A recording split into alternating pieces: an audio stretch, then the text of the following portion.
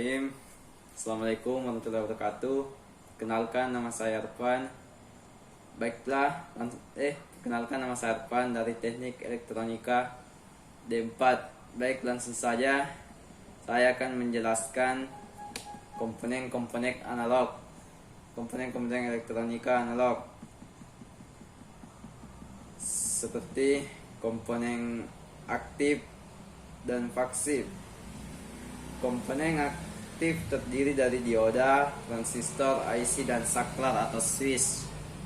Dan komponen pasif terdiri dari seperti resistor, kapasitor, dan induktor.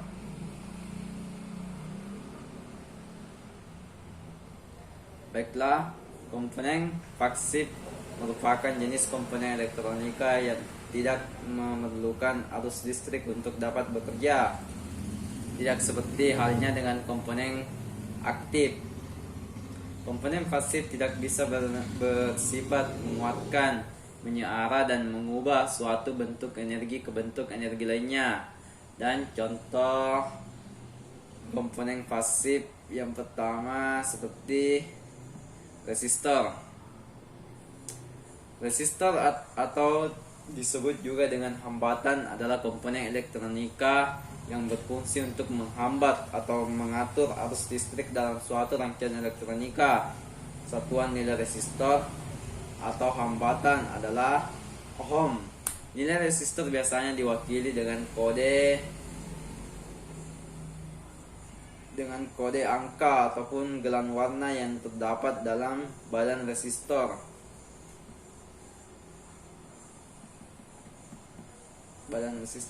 Dan ada pula fungsi-fungsi resistor seperti sebagai pembatas arus listrik, sebagai pengantar arus listrik, sebagai pembagi tegangan listrik, sebagai penurun tegangan listrik.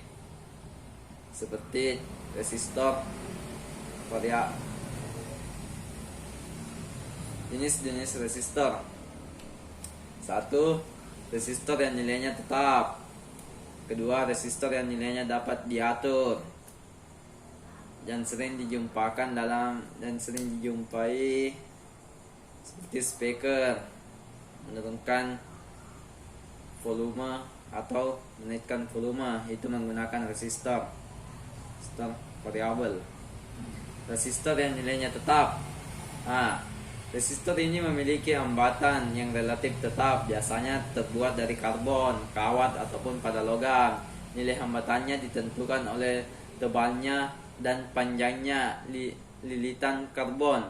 Panjang lilitan karbon tergantung dari kisarnya alur yang berbentuk spiral. Dan resistor yang nilainya dapat diatur. Resistor jenis ini disebut juga dengan variabel resistor atau potensiometer. Resistor ini besar hambatan dapat diubah dengan cara menggeser tuas atau memutar tuas.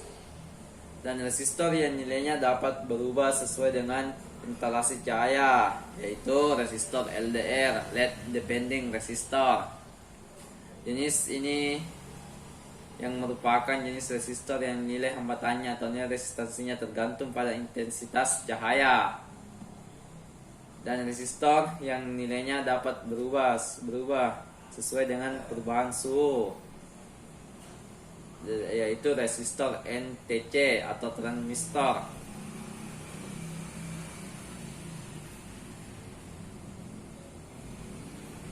Baik, komponen berikutnya adalah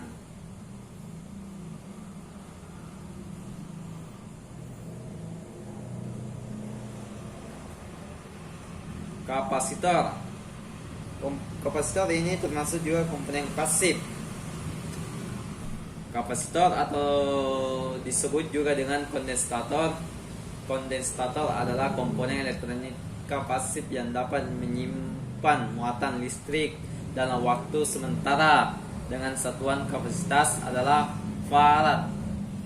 Suatu kapasitor diambil dari nama penemuan yaitu Michael Farad pada tahun 1791 sampai 1867.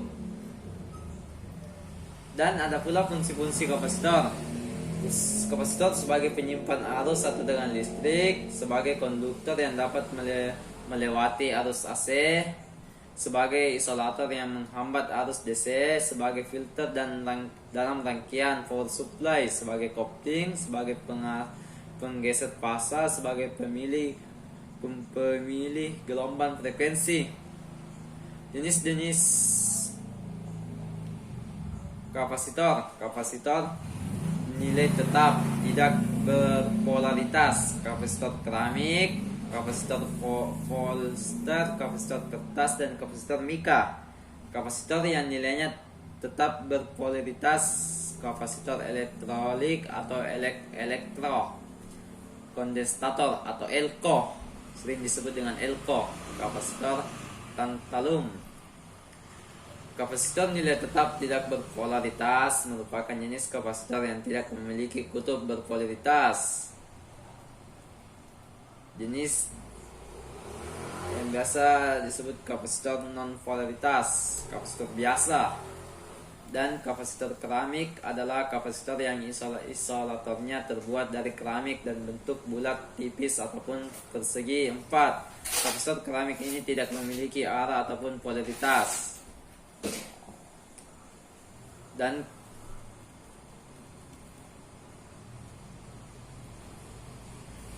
kapasitor mika adalah kapasitor yang bahan isolatornya terbuat dari bahan mika. Nilai kapasitor mika pada umumnya berkisaran antara 50 picofarad sampai dengan 0,02 mikrofarad. Kapasitor mika juga dapat dipasang bolak-balik karena tidak memiliki polaritas.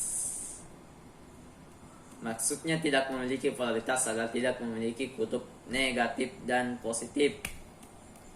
Kapasitor nilai tetap berpolaritas merupakan jenis kapasitor yang memiliki kutub berpolaritas positif dan negatif, atau yang sering disebut dengan kapasitor elko, elektrolit. Dan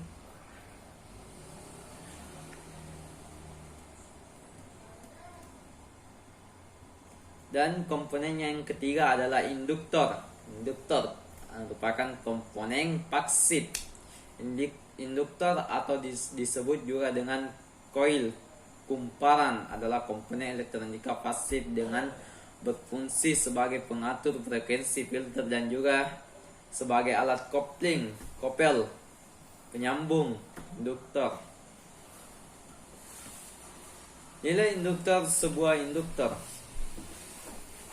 Nilai induktansi sebuah induktor. Jumlah lilitan semakin banyak, lilitannya semakin tinggi induksinya. Dan semakin banyak lilitannya, semakin tinggi induksinya. Diameter induktor, semakin besar diameternya, semakin tinggi pula induksinya. Permeabilitas inti, yaitu bahan inti yang digunakan seperti udara, besi, ataupun ferit. Ukuran panjang induktor, semakin pendek induktor atau koil tersebut, semakin tinggi induksinya. Fungsi-fungsi induktor sebagai filter dalam rangkaian yang berkaitan dengan frekuensi, transformator, metode listrik, motor listrik, speaker, mikrofon. Jenis-jenis induktor bernilai tetap dan induktor tidak tetap. Induktor bernilai tetap, jenis induktor biasanya terdiri dari gulungan, inti udara, atau inti lainnya yang dipasangkan secara permanen sehingga menghasilkan nilai yang tetap. Dan induktor tidak tetap. Induktor tidak tetap atau variabel merupakan jenis induktor yang nilainya dapat diatur, diubah-ubah dengan cara memutar atau menggeser bagian inti kumparan, seperti dengannya kapasitor variabel, resistor variabel. Dan komponen berikutnya adalah komponen aktif. Komponen elektronika aktif adalah jenis komponen elektronika yang merupakan arus eksternal untuk dapat beroperasi. Dalam hal-hal ini Pada rangkaian elektronika, arus listrik dibutuhkan biasanya arus AC ataupun DC. Disebut komponen aktif karena jika tidak dialiri arus, maka rangkaian elektronika yang menggunakan komponen aktif tidak akan bekerja. Seperti komponen dioda, transistor, IC, dan saklar switch. Dioda atau diode. Dioda adalah komponen elektronika aktif yang berfungsi menghantarkan arus listrik ke satu arah dan menghambat arus listrik dari arah sebaliknya. Dioda juga sering digunakan pada rangkaian listrik yang elektronika yang memerlukan hasil satu arah. Bahan semikonduktor yang sering digunakan untuk membuat dioda adalah bahan silikon dan bahan germanium. Jenis-jenis dioda. Dioda biasa atau dioda penyearah. Yang kedua dioda Zener. Yang ketiga LED atau LED emitting dioda atau dioda emisi cahaya. Dioda foto dan dioda laser. Dioda biasa atau dioda penyearah umumnya terdiri dari silikon dan berfungsi sebagai penyearah arus bolak-balik AC yang dapat mengubah arus AC menuju ke arus DC. Dioda Zener. Dioda Zener ini berfungsi sebagai pengamanan rangkaian setelah tegangan yang ditentukan oleh dioda Zener yang bersangkutan. Tegangan tersebut sering disebut dengan tegangan Zener. Dan yang ketiga, LED emitting dioda adalah yaitu dioda yang dapat memancarkan cahaya monokromik. Dan dioda foto. Dioda foto yaitu dioda yang peka dengan cahaya sehingga sering digunakan sebagai sensor. Dioda screen atau SCR atau Silicon Control Rectifier adalah dioda yang berfungsi sebagai pengendali. SCR, Silicon Control Rectifier. Dioda laser. Dioda laser yaitu dioda yang dapat memancarkan cahaya laser. Dioda laser sering disingkat dengan LD, laser diode. Dan komponen berikutnya transistor. Transistor adalah komponen elektronika yang aktif yang memiliki berbagai macam fungsi seperti sebagai penguat, pengendali, penyearah, osilator, modulator, dan lain. Transistor terdiri dari 3 terminal, yaitu kaki, basis, emitor, dan kolektor. Jenis-jenis transistor. Transistor bipolar atau BJT. Transistor efek Medan. Transistor bipolar yang sering kita lihat ini. Transistor bipolar adalah transistor yang struktur dan prinsip kerjanya memerlukan perpindahan muatan pembawahan, yaitu elektron di kutub negatif untuk mengisi kekurangan elektron atau hole di kutub positif. Bipolar berasal dari kata bi yang artinya adalah dua dan kata polar yang artinya adalah kutub. Transistor NPN dan transistor PNPN. Transistor NPN adalah transistor bipolar yang menggunakan arus listrik kecil dan tegangan positif pada terminal basis untuk mengendalikan aliran arus dengan tegangan yang lebih besar dari kolektor ke emitor. Sedangkan transistor PNPN adalah transistor bipolar yang menggunakan arus listrik kecil dari tegangan negatif pada terminal basis untuk mengendalikan aliran arus dan tegangan yang lebih besar dari emitor ke kolektor. Dan komponen berikutnya adalah integrated circuit atau sering disebut dengan IC. Adalah komponen elektronika aktif yang terdiri dari gabungan ratusan bahkan jutaan transistor, resistor, dan komponen lainnya. Bentuk IC juga bermacam-macam, mulai dari yang berkaki 3 hingga ratusan kaki terminal. Fungsi IC juga beraneka ragam, mulai dari penguat, switching, pengontrol, hingga media penyimpanan. Pada umumnya IC adalah komponen elektronika dipergunakan sebagai otak dalam sebuah peralatan elektronika. Bentuk IC